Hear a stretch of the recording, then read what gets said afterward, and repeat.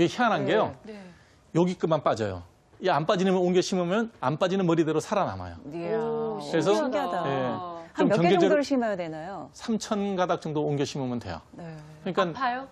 뭐 마취하고 하기 때문에 할만해요. 아, 아프시다는 분 없고 네. 대부분 결과는 만족해요. 요즘 워낙 시술들을 잘 하시기 때문에. 네네. 그래서 저는 뭐 직접 시술은 안 하지만 하시는 분들이 모발 전문을 하시는 분들이 굉장히 많아요.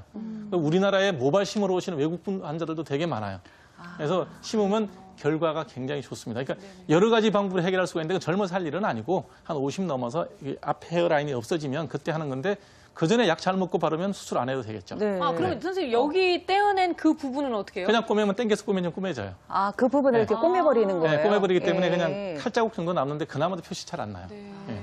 그런 식으로 궁금한 게 너무 많아가지고. 예, 대머리는 치료하면 되는데 대머리는 반드시 유전되는 거예요. 그래서 대머리를 가졌는지 아니면 후천적인 탈모인지 이거를 구별하는 게 가장 중요하기 때문에 머리 빠졌을 때 인터넷부터 검색하지 말고 모발 전문 의사를 찾아가는 것이 네. 가장 현명합니다.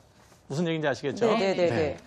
그다음에 이제 후천적으로 머리가 빠지는데 가장 흔한 게 뭐겠어요? 스트레스성 탈모입니다. 예, 스트레스성 탈모. 우리가 스트레스를 굉장히 받으면 왜 탈모가 생기냐? 스트레스를 많이 받으면 안 생기는 병이 없어요. 여기 잠깐 뭐 내과쌤이 해야 될 얘기지만 제가 잠깐 말씀을 드리면 스트레스가 여러분한테 얼마나 해로운지 잠깐 설명을 드릴게요. 스트레스를 받게 되면 우리 몸에 있는 면역 체계가 다 미쳐버려요. 이 면역 체계라는 게 뭐냐면 그 국가 사회에 비교하면 경찰하고 똑같아요. 이 경찰이라는 건 뭐예요? 멀쩡한 사람은 내비두고 도둑놈은 탁탁 잡아가는 게 경찰이잖아요. 네. 네네. 근데 경찰분들이 전부 집단으로 술을 먹어갖고 그냥 정신이 하나도 없어. 죄인이든 뭐든 막 때리고 막 잡아가면 어떻게 되겠어요?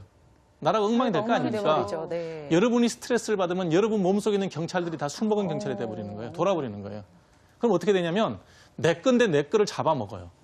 그게 자가 면역 질환이고 그렇게 두피에서 그런 일이 생기면 이런 원형 탈모가 생기는 거예요. 원형 탈모라고 얘기하는 경우가 뭐냐면 동그랗게 동전 모양으로 생기기 때문에 원형 탈모라 그래요. 이런 원형 탈모가 이렇게 점점 개수가 많아지고 넓어지고 그럴 수가 있는데 요즘 사실은 어린애들은 이런 게 생기면 안 되잖아요. 근데 안 되죠. 근데 어머니들이 요즘 방학 때도 보니까 뭐 학원이다 뭐다 온갖 데 애들 다 보내요. 애들이 어떻게 되겠어요? 미치죠. 못 견디는 거예요. 네. 스트레스를 너무 받는 거야. 몸에 있는 면역 체계가 다 허물어져요. 네. 허물어져서 내 머리털인데 내 건데 경찰로 치면 건전한 일반 백성인데 일반 국민인데 이걸 막 공격하는 거야. 내 면역 체계가. 그래서 모근을 공격해서 서두에 처음에 보여드렸던 그 모근을 집중적으로 공격을 해버리는 거예요. 내 면역 체계가. 그래서 그 자리에서 모근들이 다 죽어서 빠지는 거예요. 네.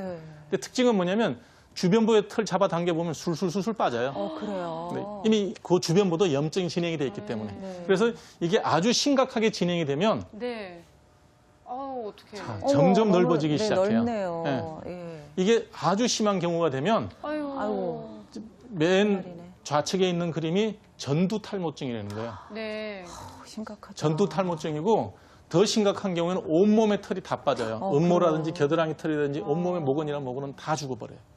그런 경우까지도 진행이 될 수 있어요. 원인 자가면역 질환이고 이 자가면역 질환의 가장 큰 원인은 스트레스 되는 거예요. 네. 그래서 다시 날 수 있어요? 그럼요. 아, 그래요? 자, 치료를 잘 받으면 치료를 잘 받으면 다 나요. 그래서 이런 초기 단계 아주 작을 때 원인을 설명을 해줘요. 스트레스 때문에 그렇다. 애가 지금 학원을 뭐 세 군데 네 군데 보내고 있으면 당연히 어떻게 해야 되겠습니까? 끊어야죠. 끊어야죠. 네. 그리고 먹고 자고 놀고 네. 정상적인 수업 듣고 그러고 난 다음에 그 자리에 주사를 놓는 방법도 있고 약을 바르는 방법도 있고 먹는 약도 있어요. 쉽게 치료돼요. 네. 원형 탈모증 같은 거 쉽게 다시 치료되는데 재생하는 기간이 3년에서 한 5년 정도 되나요? 다시 나는 기간이. 그렇게까지 안 가도 일단 머리만 나기 시작하면 그다음에 치료 안 해도 바로 날 수 그냥 있어요? 쭉쭉쭉 자라기 때문에 나머지는 모근이 올라오기 시작하면 다 나은 거예요. 네. 나머지 시간이 지나서 머리가 자라면 되니까 걱정할 게 없죠. 제일 저희들이 걱정하는 건 뭐냐면 작게 생겼을 때 주변 머리가 빠지기 시작하면 이게 보통 일이 아니겠구나라고 짐작을 하는 거예요. 의사들이 이런 원형 탈모증 환자가 가면 제일 먼저 하는 게 주변 털을 좀 당겨봐요.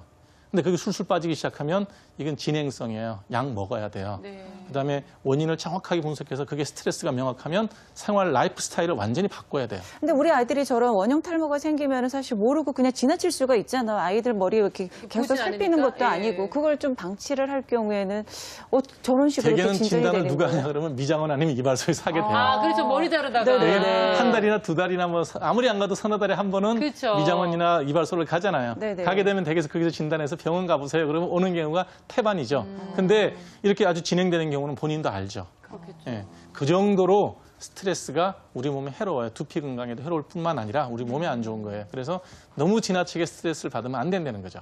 예. 그게 이제 후천적인 탈모의 가장 흔한 원형 탈모증이에요. 네. 그다음에 두 번째로 이제 흔하게 볼 수 있는 게 뭐 출산들을 다 해보셔서 아시겠지만 산후 휴지기 탈모라는 게 있어요. 이게 무슨 얘기냐면 애 놓고 난 다음에 서너 달 지나면 머리가 후툭 빠져요. 맞아요. 다 경험하셨죠? 네네. 그런데 그분 중에 지금 대머리거나 머리가 완전히 빠져서 안 난 사람 누가 있어요? 없어요. 없죠. 한 사람도 네. 없어요. 네. 무슨 얘기냐면 일시적인 현상이라는 거예요.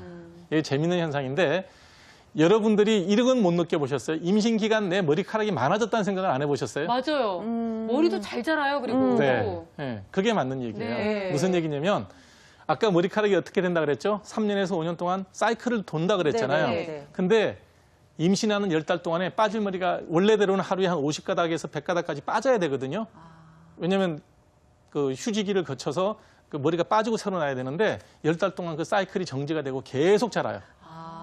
그러니까 사이클로 돌아서 퇴행기 휴지기로 가야 되는 모발이 가지를 않고 10달 내에 그냥 성장기예요. 그러니까 머리숱이 많아진다는 느낌을 받아야 정상이에요. 네. 그러니까 출산을 딱 하면 정상적인 헤어 사이클로 되돌아가는 거예요. 네. 그러면 10달 동안 하루에 한 50가닥씩 빠져야 될 게 안 빠지고 있다가 한꺼번에 그렇게 해서. 우두둑 빠져요. 네. 근데 빠져봐야 원래 자기 머리카락이에요. 네. 너무 걱정할 건 아니란 말씀이시죠. 전혀 걱정할 이유가 없죠. 네. 그래서 출산 후에 머리 빠지는 거는 일단 그 체크는 해봐야지. 혹시 모르죠. 출산 스트레스 때문에 뭐 원형 탈모가 생겼을 수도 있으니까 한 번은 확인해 봐야 되겠지만 네. 되게 그 앞부분에 전두부에서 많이 빠지거든요. 네. 그러면 내가 아기를 놓고 난 다음에 10달 동안 벌어놨던 거 번전하고 있구나라고 생각하시면 되는 탈모예요. 네. 전혀 걱정하실 이유가 없죠.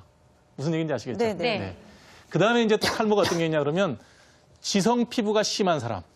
본인 얼굴에서 여드름이 많이 나고 코 주위에 모공이 넓고 얼굴에 기름이 잘 끼시는 분들 있죠? 네. 예, 그런 분들은 두피도 지성이에요. 근데 단순히 지성 피부라 그래서 머리가 빠지지는 않아요. 근데 이 지성 피부가 상황이 악화되면 이 상황을 악화시키는 요인 1번 역시 스트레스입니다. 잠 못 자고 식사 제때 못 하고 상사한테 압박을 받고 애들 시험 공부하느라고 잠 못 자고 그러면 스트레스가 확 올라갈 거 아니에요. 그러면 지성 피부 상태에서 습진이 생기는데 그게 지루성 피부염이에요. 네. 그때 나타나는 가장 흔한 현상이 비듬입니다. 네. 비듬은 두피가 건조해서 생기는 게 아니에요. 정말요? 비듬